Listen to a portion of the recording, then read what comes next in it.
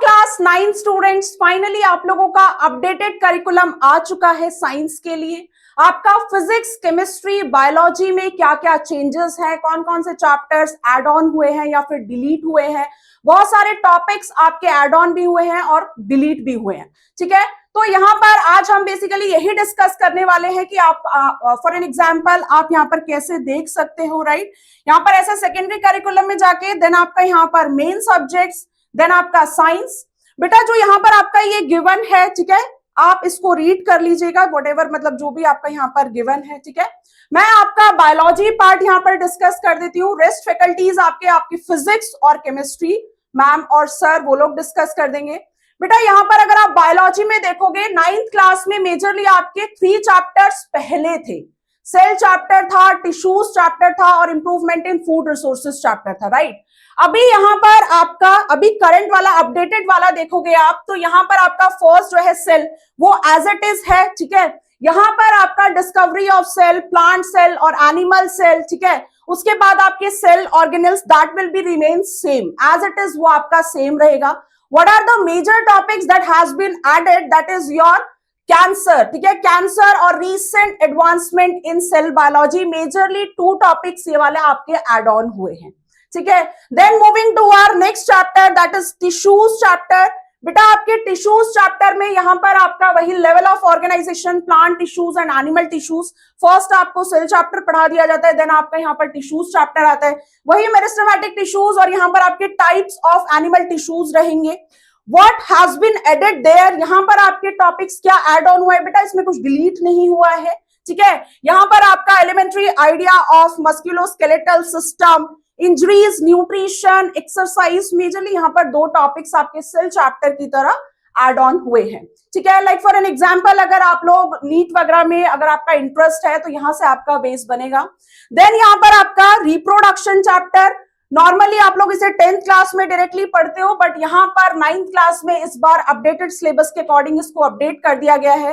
तो इसमें आपका flowering plant, sexual reproduction in flowering plants, यहाँ पर आपका ह्यूमंस, ठीक है, मेल फीमेल, देन आपका यहाँ पर रिप्रोडक्टिव हेल्थ, मेंस्ट्रुअल साइकिल, ये आपके टॉपिक्स ये ऐड ऑन हुए हैं। ठीक है, एंड यहाँ पर आपका जो लास्ट चैप्टर है बेटा बायोलॉजी में, दैट इज डाइवर्सिटी चैप्टर। यहाँ पर जो चैप्टर ये वाला पहले था, ठीक है, पहले था, इसको डिलीट कर दिया गया था। अब ये दोबारा से यही वाला चैप्टर आपका आ गया है, इंपॉर्टेंस ऑफ क्लासिफिकेशन, 5 किंगडम्स, ठीक है, की features along with examples, major divisions of animals and plants, binomial nomenclature.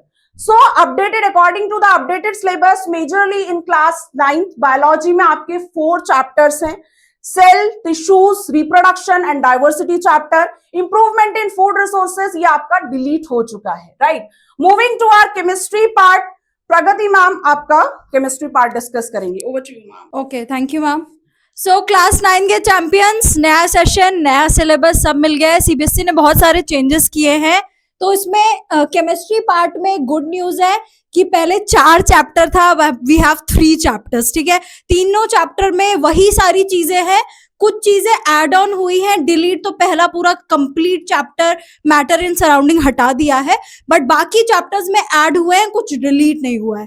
तो क्या क्या ऐड हुआ है देखो, सबसे पहले जो दूसरा चैप्टर था जिसको अभी तक एनसीईआरटी में कह रहे थे is matter around us pure, अब उस चैप्टर का नाम हो गया है exploring mixtures and their separation.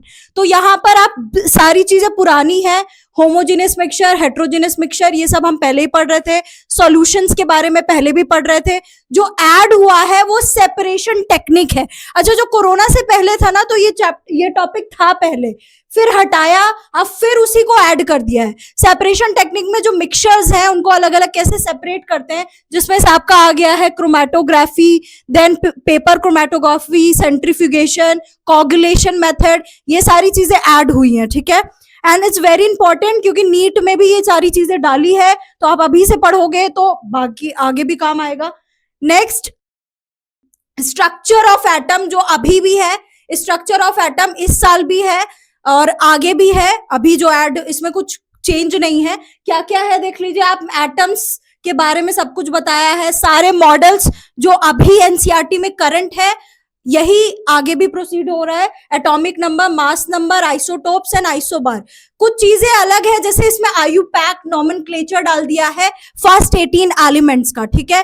फिर आपको various models with well label diagrams पढ़ने हैं, ये सारी चीजें हैं। और काफी प्रैक्टिकल केमिस्ट्री की चीजें ऐड कर दी है। तो इसमें से कुछ मुझे नहीं लगता कुछ हटा है, सारी चीजें सेम है। फिर हमारे पास है एटम्स एंड मॉलिक्यूल, ये अभी करंट में है और इसमें से भी कुछ सीबीएसई ने हटाया नहीं है। एटम्स एंड मॉलिक्यूल में ये अभी भी पढ़ रहे हो, law of conservation of mass, constant proportion, Dalton's atomic theory. बस इसमें जो नई चीज आई है वो आयनिक कंपाउंड्स और आयनिक बॉन्ड को इंट्रोड्यूस किया है। आयनिक बॉन्ड हम पढ़ते हैं 10th क्लास के अंदर, और अभी 9th क्लास के अंदर ही आप आयनिक कंपाउंड्स पढ़ लोगे, ठीक है। बहुत इंपॉर्टेंट टॉपिक है, बहुत बेस है, तो अच्छा है ना, 9 से क्लियर हो जाएगा। बाकी मॉलिक्यूलर फॉर्मूला, यूनिट मास, ये सब तो पुरानी चीजें हैं, इसमें से कुछ नहीं हुआ है।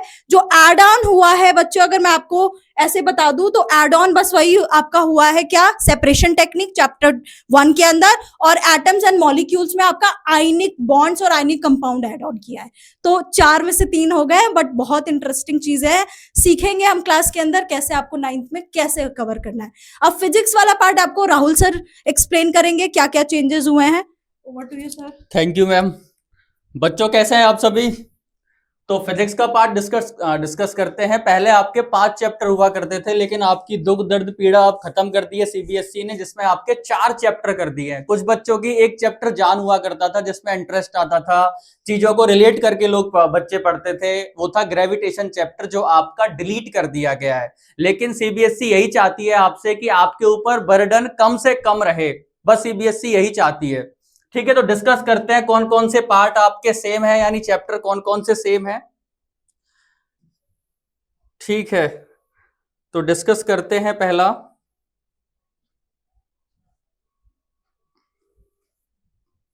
तो पहला चैप्टर आपका मोशन है। मोशन बिल्कुल आपका सेम है, इसके अंदर ना ही आपका माइनस किया गया है, ना ही इसमें कुछ प्लस किया गया है, ना ही कुछ ऐड है। तो आप देखो, इसमें मोशन में आपने पढ़ा है डिस्प्लेसमेंट, वेलोसिटी, एक्सेलरेशन क्या होता है, ग्राफिकल रिप्रेजेंटेशन क्या होता है, वो सब सेम ही है। काइनेमेटिक इक्वेशंस हैं इसमें, ये सेम है, इसमें कुछ भी ना माइनस है ना ही ऐड है। अब देखते हैं, इसके बाद आपका force and laws of motion आता था, सेम वही चैप्टर है, इसमें कुछ भी चेंज नहीं है। फोर्स, बैलेंस फोर्स क्या है, अनबैलेंस फोर्स क्या है, फ्रिक्शन क्या होता है, यही सब है। न्यूटन्स के first law, second law, third law as it is है। इसमें कुछ भी माइनस नहीं है, कुछ भी प्लस नहीं है, सेम की सेम है। लेकिन जो चेंज है ना, इसके बाद आप पढ़ते थे ग्रेविटेशन चैप्टर, वो इसमें से डिलीट कर दिया है। ठीक है, तो ये डायरेक्ट आपको अब कहां मिलेगा, 11th क्लास में जाके मिलेगा। ठीक है, तो आपका बर्डन बिल्कुल कम है, दुख दर्द पीड़ा आपकी समाप्त कर दी गई है। ये जो चैप्टर हुआ करता था वर्क एंड एनर्जी, इसके अंदर ऐड ऑन किया गया है सिंपल मशीन को। अब ये सिंपल जो मशीन है ना आपकी, इसमें क्या ऐड है देखो, simple machine and their mechanical advantage, pulley है, इंक्लाइन प्लेन है। आपने देखा होगा 11th क्लास के क्वेश्चंस में एक पुली लगा दी जाती है और 2 मास उस पर लटका दिए जाते हैं, M1 M2, वहां एक्सेलरेशन पूछता है। तो एकदम से आपका 11th में आता है, तो अब इसको इंट्रोड्यूस कर दिया गया है क्लास 9th के सिलेबस में, वर्क एंड एनर्जी में, तो इसके अंदर ऐड किया गया है।